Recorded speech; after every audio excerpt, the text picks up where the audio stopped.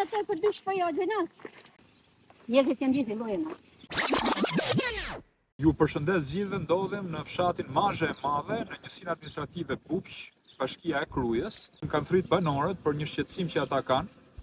Me sa duket, siç e shikoni këtu, do shtrohet një rrugë nga Bashkia e Krujës dhe rruga ka filluar duke ushtruar me çakull fillimisht dhe më pas do hidhet asfalt. Dhe përfundimi i rrugës është pikërisht në këtë dhëm ku është shenja e çakullit. Pra, ky është ndryshimi. Te këmba ime djathtë kemi çakull dhe do deri këtu do vi asfalti.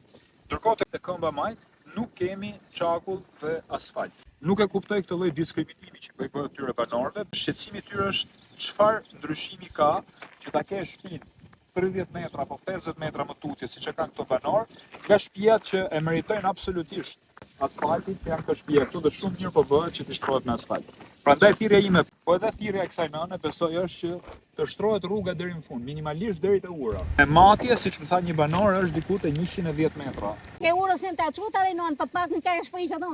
Mos të hesh ka më mbaltet në neve. Kjo rruga duhet vazhdoj të shtrohet me asfalt.